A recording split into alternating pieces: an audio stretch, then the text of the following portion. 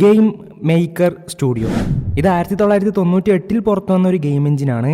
ഈ ഗെയിം എഞ്ചിനിൽ മെയിനായിട്ട് 2D റാസ്റ്റർ ആൻഡ് വെക്ടർ ഫോർമാറ്റിൽ ഗെയിംസ് ഡെവലപ്പ് ചെയ്യുന്നതിന് വേണ്ടിയാണ് യൂസ് ചെയ്യുന്നത്.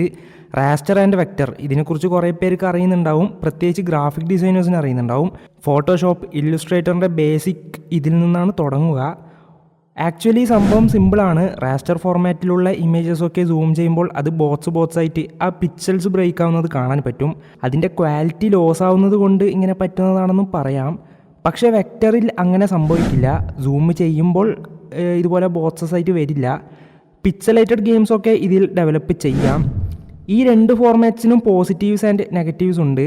ഇതിൽ യൂസ് ചെയ്യുന്ന പ്രോഗ്രാമിംഗ് ലാംഗ്വേജ് C++ഉം പിന്നെ C#ഉമാണ്. ഓൾസോ ഇതിൽ GML ഗെയിം മേക്കർ ലാംഗ്വേജ് എന്ന വിഷ്വൽ പ്രോഗ്രാമിംഗ് ലാംഗ്വേജ് ആണ് മെയിൻ പർപ്പസിന് യൂസ് ചെയ്യുക. ഈ ലിസ്റ്റിൽ കുറച്ച് സിമ്പിളായിട്ടുള്ള ഗെയിം എഞ്ചിൻ ഇതാണ്. നിങ്ങൾക്ക് പിക്സലേറ്റഡ് ഗെയിംസ്, 2D ഗെയിംസ് ഒക്കെ കാഷ്വലായിട്ട് ഡെവലപ്പ് ചെയ്യണമെന്നുണ്ടെങ്കിൽ ഈ ഒരു എഞ്ചിൻ പഠിക്കാൻ വേണ്ടി ട്രൈ ചെയ്യൂ.